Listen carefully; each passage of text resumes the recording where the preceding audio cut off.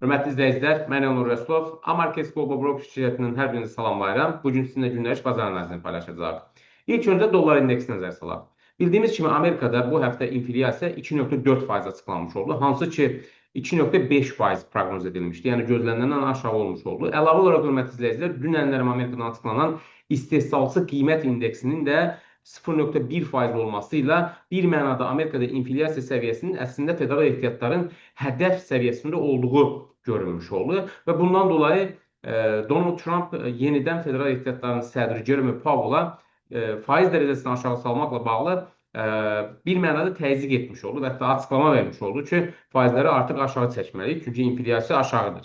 Və belə olan halda təbii ki, inflyasiya gözlənti, faiz dərəcəsinin aşağı salınması ilə bağlı gözləntinin artmasından dolayı dollar indeksində də bir mənada satışlar davam edir və diqqət etirsəniz 11 iyun tarixində dollar indeksi həmin günün birinci dəstək səviyyəsini qırması ilə əslində satış siqnalı yaranmış oldu və həmin tarixdən etibarən diqqət etirsəniz dollar indeksi yalnız günlər üzrə birinci müqavimət səviyyələrinin altında ticarət olunur.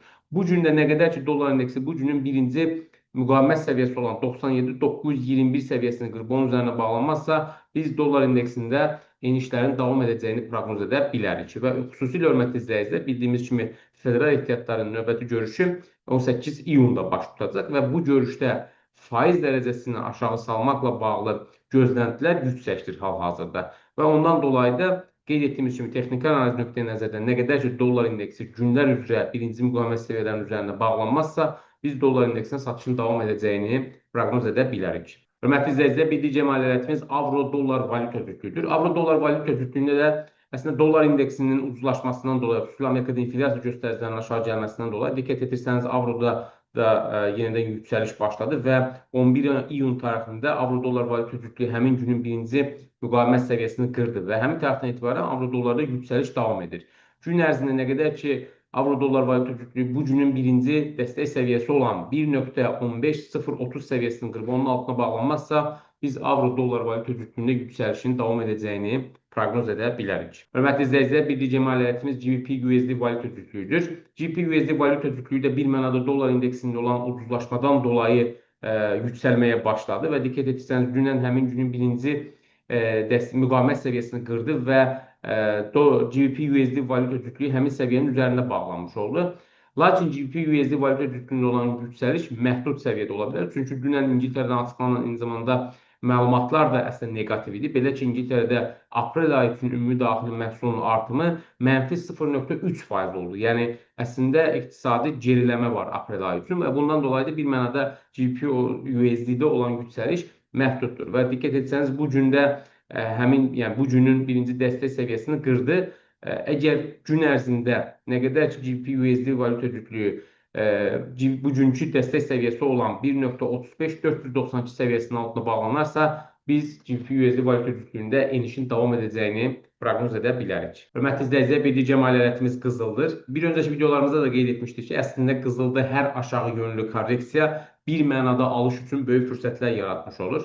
Və diqqət etirsəniz, əslində qızılda alış siqnalı bizim sistemimizdə 11 iyun tarixində verilmişdi. Belə ki, həmin günü birinci müqavimət səviyyəsi qırıldı və qiymət həmin səviyyənin, qızılın qiyməti həmin səviyyənin üzərində bağlanmış oldu. Və diqqət etirsəniz, qızıl həmin tarixdən etibarən yalnız yüksələn trendlə davam edir. Günlər üzrə birinci müqavimət səviyyələrinin üzərində davam edir və bu gün də kəskin yüksəlişlə başlamış oldu bir mənada. Çünki bildiyimiz kimi İsrailin İranı vurmasından dolayı yenidən Orta Şərqdə geosiyasi risklər artır və bu da təbii ki, qızıla olan tələbi artırmış olur. Lakin diqqət etirsəniz, bizim sistemimiz əslində qızılda alışı 11 iyun tarixində vermişdi.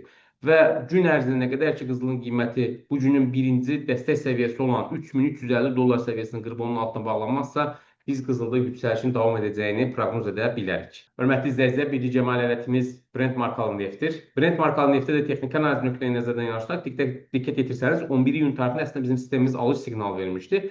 Belə ki, həmin günün birinci müqavimət səviyyəsinin qırılması ilə və bazarın hətta 3-cü müqavimət səviyyəsinin üzərində bağlanması da əslində neftin qiymətinə alış siqnalı yaranmışdı və diqqət etsəniz, həmin tarixdən etibarən neft yüksələn trenddə davam edir. Bu gün isə rekord səviyyədə yüksəldi və 78-79 dollar ətrafına qədər yüksəlmiş oldu. Təbii bunun başqa səbəbi İsrailin İranı vurması oldu. Hansı ki, bu da bildiyimiz kimi dünyanın neft tankerlərinin böyük hissəsinin Ümumiyyətlə dünyada istehsal olunan neftin böyük bir hissəsi Fars körfəzindən daşınır və bundan dolayı da hörmətli izləyicilər, təbii ki, bu da qlobal neft bazarında İranın vurulması ilə həmin ərazilərdə, həmin bölgələrdə risk səviyyəsinin həddən artıq yüksəlməsinə səbəb olur ki, bu da neftə olan tələbi artırdı və neftin qiyməti kəskin yüksəlişlə başlamış oldu bu gün ərzində.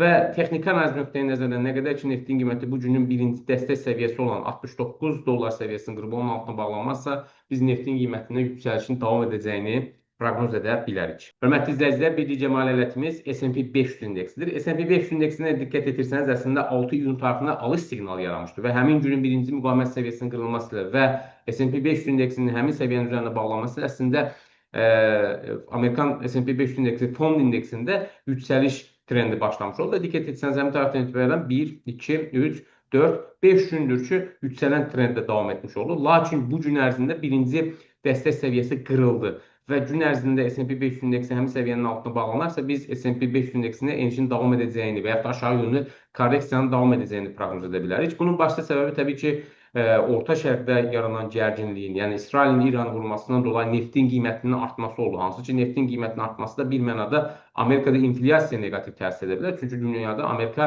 ən böyük neft istehlak edən ölkələrdən birisidir. Və əlavə olaraq Amerikanın bu müharibəyə müdaxilə etmə ehtimalı da vardır ki, bu da bir mənada səhəm bazarında qeyri-müəyyənlik yaratmış olur. Ondan dolayı da səhəm bazarında diqqət etsəniz, kəskin düşüşlə müşahidə olunur.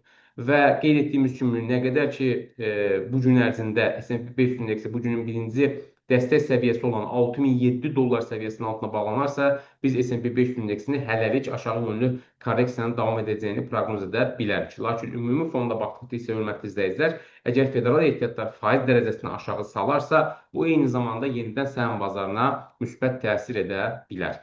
Hörmətli izləyicilər, gün ərzində sizə çatdıracağımız xəbərlər bu qədər. Sizə uğurlu ticarət arzulayırıq. Sağ olun.